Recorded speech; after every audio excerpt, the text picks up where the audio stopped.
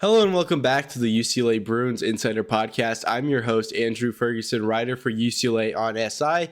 Today we're going to be ranking UCLA's top 5 transfers who I believe will make the biggest impact in the 2026 season and kind of give why. Setting the expectations for each of these players will be important when you kind of look into how UCLA should be able to perform as a whole. But before we get started, I want to thank everyone who is listening right now, Apple Music, Spotify, even YouTube. It all means so much to me, and I really appreciate your guys' support, and I really hope you guys enjoy what I am doing here. But without further ado, let's hop right into it. At number 5, I have Zahir West. And again, this might seem like a very hot take. Zahir West was great with James Madison last year. He was the Sun Belt Player of the Year as a freshman.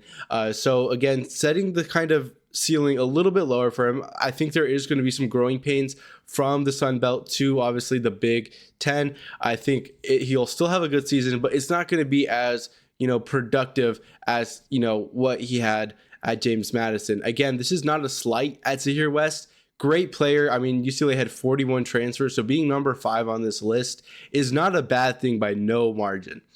But again, I think the Big Ten switch is going to be just too much for him to handle.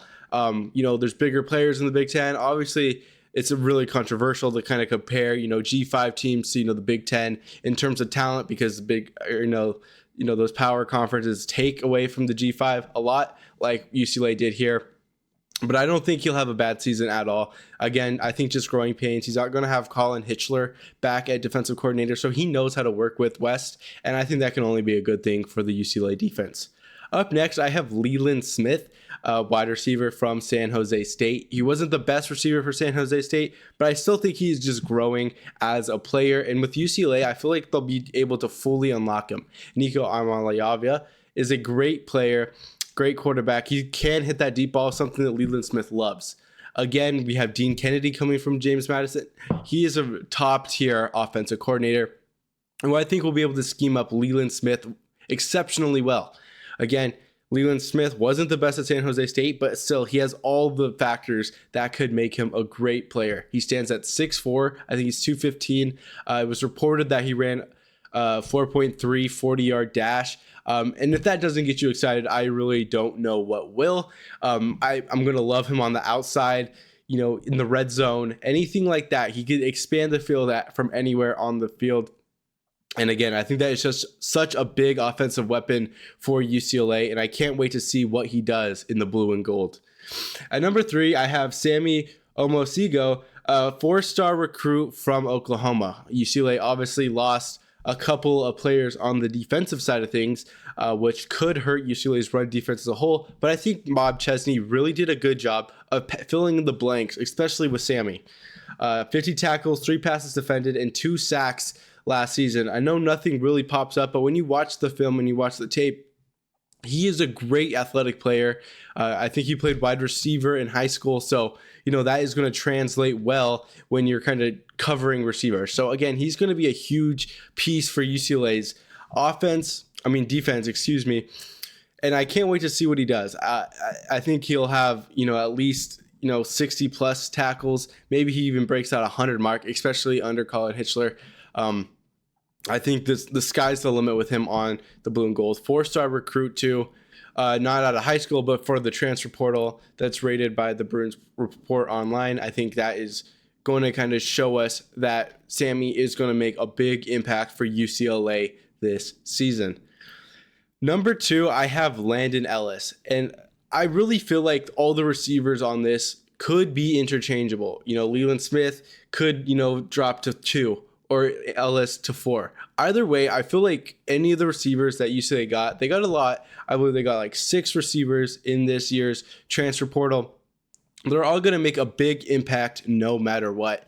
Again, if there's a receiver who missed it, they could have easily made this list, if I read their name first. Obviously, I'm joking, but still, I think all of UCLA's receivers that they got this season could have big years, but I think Landon Ellis will stand above them all. He had the best season on James Madison, with Alonzo Barrett third or whatever. So again, he's going to have Dean Kennedy coming back. Nico is a great quarterback who is going to give him the ball.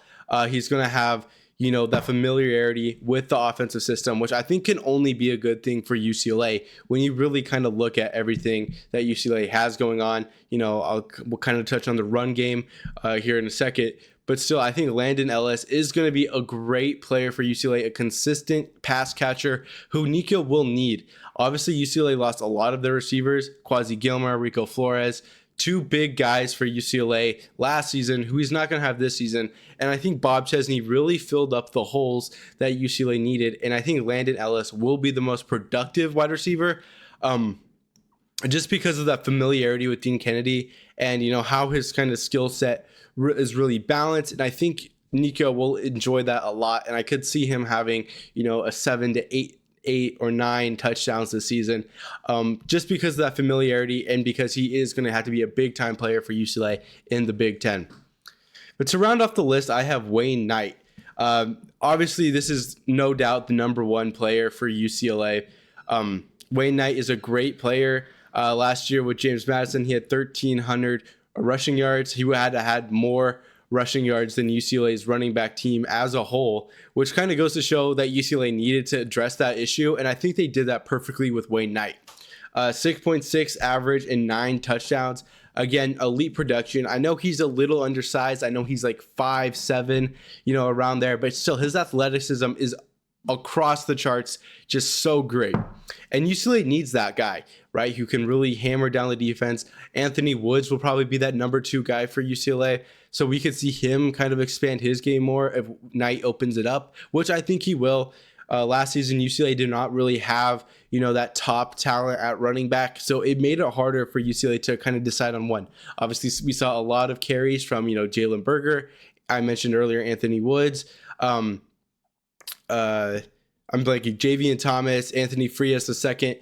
Those players were all big, they were combining to make what a starting running back was supposed to look like. I think with Wayne Knight, we're going to have more consistency. And like I said, Dean Kennedy is coming back for coming with Chesney to UCLA.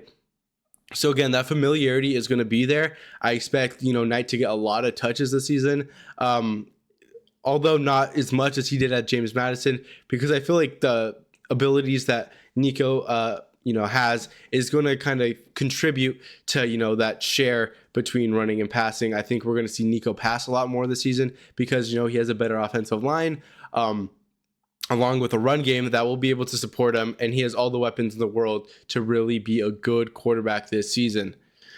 But again, this year, I think he drops a little bit down. I think Anthony Woods is also a really good player for UCLA, but we're going to start to see more of that play action because of Knight. And I think just as an impact standard, Knight takes the cake.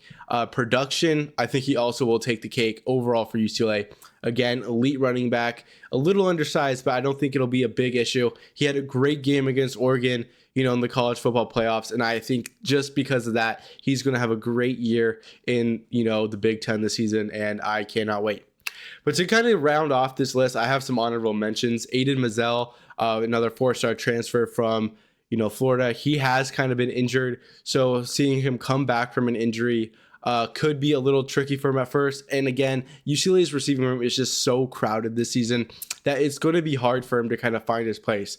And he does serve more as a deep threat, which is going to be very important for UCLA. Obviously, I know Nico likes to throw the long ball as a whole. And I think Mazzell will be there, but I don't think he's going to produce more than, Smith or Ellis. I think both of those players are really balanced at what they do and could really contribute a lot more than Mazzell year one. Next, I'm going to go with Malik Hartford as another honorable mention. He's a defensive back coming from Ohio State. What makes him so interesting is he's tall. He's 6'3". He's going to be that imposing force in UCLA secondary. I think Scooter Jackson's going to be back there with him as well. Key Lawrence last season, I think he was a senior. I think he left. But he was such a dominant force. You could see him just pop everyone. And UCLA needs that energy back in their secondary. And I think they got that with Malik Hartford. He didn't really see the field that much last season because, he's playing behind Caleb Downs, who is going to be a first-round pick, no doubt about it, entering this NFL draft cycle. But again, to round off this list, I like Anthony Saka, another linebacker. He's coming from Notre Dame. I don't think he's going to be as productive as Sammy Omosigo, but still, I think he's going to make a huge impact in UCLA's run game, and that's going to be massive for the Bruins as a whole this season. That's all I have today. Again, this list is going to be based off of projected production, not necessarily raw talent. If it was raw talent, we could see this list move all over the place. But I think production is a better ranking system when you kind of look at, transfers as a whole, because you never know. UCLA might have someone who's not on this list. The 41 transfers, there's going to be at least one of them who they hit gold on. But anyways, that's all I have today. Let me know what you guys think about this list, what you would do differently, maybe some things that I oversaw, things like that. But anyways, that's all I have today. As always, fours up and have a good day.